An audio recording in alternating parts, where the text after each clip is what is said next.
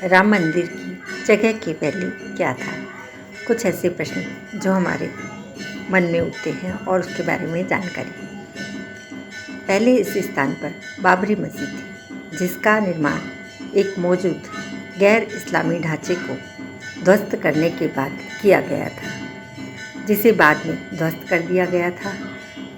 वर्ष 2019 में भारत के सर्वोच्च न्यायालय ने विवादित भूमि का फैसला सुनाया, जिसमें कहा गया कि यह भूमि हिंदुओं की है और इस पर राम मंदिर का निर्माण कर सकते हैं। 1000 साल पुराना मंदिर कौन सा है? वसंत वल्लभ राय मंदिर, कनकपुर रोड पर कोनानकुंटी क्रॉस को उत्तरी हल्ली सर्कल से जोड़ने वाली सड़क पर यह मंदिर स्थित है। यह एक विष्णु मंदिर है, जिसका इतिहास 1000 वर्ष से भी अधिक पुराना है। पुराण कहते हैं कि यह मंदिर चोल वंश के दौरान बनाया गया था और इसकी कहानी ऋषि मांडव्य से भी जुड़ी हुई है। प्राण प्रतिष्ठा की पूरी प्रक्रिया। प्राण प्रतिष्ठा के दौरान मूर्तियों को विभिन्न तत्वों में दबा के रखा जाता है, डुबोया जाता है। इस प्रक्रिया में मूर्ति को पानी, अनाज, फल, औषधि, केसर और घी में बार बार डाला जाता है और इसके बाद स्नान, अभिषेक, श्रृंगार और पूजन की क्रियाएं की जाती हैं। अंत में आरती अर्चना के साथ भक्तों को प्रसाद वितरित किया जाता है। प्राण प्रतिष्ठा कौन कर सकता है? पंचरात्र आगम शास्त्र की 82 संहिता के अनुसार 9/28/84-90 में कहा गया है कि जिसके प्रत्येक अंग में परमात्मा पूर्ण रूप से निवास करता है, वह शुद्ध महापुरुष प्राण प्रतिष्ठा करने के योग्य है, क्योंकि केवल वही है जो अपने भीतर परमात्मा का आह्वान कर सकता है। राम मंदिर की ठेकेदार कौन है? राम मंदिर का ठेका कंस्ट्रक्शन कंपनी L&T को मिला है। कंपनी मुख्य स्ट्रक्चर बना रही है लार्सन एंड टुब्रो। दुनिया का सबसे बड़ा राम मंदिर कौन सा है? विराट रामायण मंदिर अवस्थित चकिया, केसरिया जिला, पूर्वी चंपारण देश, भारत में है। प्राण प्रतिष्ठा का मतलब क्या होता है?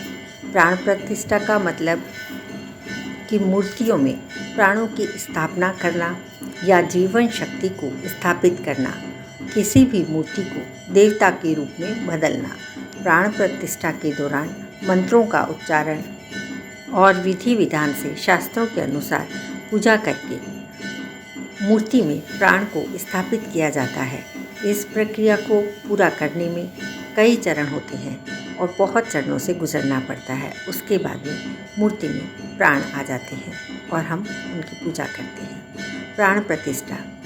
भारतीय धर्मों में जब किसी मूर्ति की प्राण प्रतिष्ठा की जाती है, तब मंत्र द्वारा उस देवी या देवता का आवाहन किया जाता है कि वे उस मूर्ति में प्रतिष्ठित या विराजमान हों। इसी समय मूर्ति की पहली बार आंखें खोली जाती हैं और उनको कांच में दिखाया जाता है। मूर्तियों का प्राण प्रतिष्ठा में महत्वपूर्ण मूर्ति शिल्पगत सुंदरता की नहीं होती। अगर कोई साधारण सा भी पत्थर रख दिया जाए और उसकी प्राण प्रतिष्ठा हो जाए, तब वह उतना ही फलदायक और शक्तिशाली होता है जितना कोई सुंदर कलाकार द्वारा निर्मित की गई मूर्ति होती है। बहुत सी पवित्र देव स्थलों पर हम यही देखते हैं।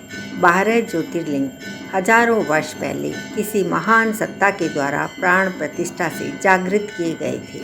उनमें स्थापित मूर्तियां शिल्प की दृष्टि से बहुत सुंदर नहीं कही जा सकती हैं। केदारनाथ में तो हम जिस मूर्ति की उपासना करते हैं, वह एक अनगढ़ चट्टान का टुकड़ा अथवा पाषाण है, लेकिन उसकी दिव्यता अद्भुत है। मूर्ति का मूल्य उसके पत्थर की कीमत से अथवा सुंदरता से नहीं आंका जाता है। यह इस बात पर निर्भर करता है कि उस स्थान विशेष की परिधि में पहुंचते ही साधक को दिव्यता का अनुभव होने लगता है तथा ईश्वर के साथ उसका संपर्क तत्काल जुड़ने लगता है। प्राण प्रतिष्ठा एक असाधारण और अद्भुत कार्य है। कोई भी हजारों वर्षों में जन्म लेता है जो मूर्तियों में प्राण प्रतिष्ठा कर सकने में समर्थ होता है। हजारों साल पहले 12 ज्योतिर्लिंग किसी महापुरुष ने प्राण प्रतिष्ठित कर दिए और वह अभी तक चले आ रहे हैं। मूर्तियों को कांच दिखाया जाता है। रामलला की प्राण प्रतिष्ठा के वक्त भी कांच क्यों दिखाया जाता है? प्राचीन हिंदू मान्यता के अनुसार जब भी किसी देवी या देवता की प्रतिमा की प्राण प्रतिष्ठा की जाती है तो उस समय प्रतिमा को किसी भी प्रकार की बाहरी अशुद्धता से बचाना होता है। कांच को पारदर्शी वस्तु माना जाता है जो बाहरी अशुद्धता को प्रतिमा तक पहुंचने नहीं देता। मान्यता के अनुसार कांच शुद्ध और पवित्र वस्तु कही जाती है। इसके अलावा यह भी कहा जाता है कि प्रतिमा की प्राण प्रतिष्ठा के समय शक्ति स्वरूपा प्रकाश पुंज प्रतिमा में प्रवेश करती है। यह शक्ति नेत्र खोलने के साथ ही निकलती है, जिसमें बहुत ही ज़्यादा शक्ति होती है। शास्त्रों के अनुसार प्राण प्रतिष्ठा के बाद देवी या देवता की आँख खोलते हैं तो तेजोमय प्रकाश बाहर आता है, इसलिए प्रतिमा को कांच दिखाया जाता है। प्रतिमा से निकली शक्ति इस कांच से टकराती है और शक्ति से ही कांच टूट जाता है। इस दौरान कांच टूटना बहुत ही शुभ माना जाता है। प्राण प्रतिष्ठा क्यों महत्वपूर्ण है? ऐसा माना जाता है कि प्राण प्रतिष्ठा का प्रभाव स्थायी होता है। कहा जाता है कि मूर्ति के भीतर दिव्य उपस्थिति अनंत काल तक बनी रहती है। यह स्थायी उपस्थिति उपासकों और प्रतिष्ठित देवता के बीच स्थापित आध्यात्मिक पवित्रता और कालातीत संबंध को रेखांकित करती है। प्राण प्रतिष्ठा क्या है? प्राण प्रतिष्ठा का अर्थ जीवन देना। इसका उपयोग धार्मिक संदर्भ में सनातन धर्म में पूजा स्थल पर मूर्ति स्थापित करते समय किया जाता है। प्राण प्रतिष्ठा का अर्थ वेदों और पुराणों में स्थापित अनुष्ठानों के माध्यम से एक प्रतिमा को देवताओं में बदलना होता है। प्राण प्रतिष्ठा की विधि क्या होती है? जिस भगवान की प्रतिमा की प्राण प्रतिष्ठा करनी होती है उसे गंगाजल और पवित्र नदी के जल से स्नान करवाया जाता है। फिर साफ कपड़े मूर्ति को पोंछते हैं।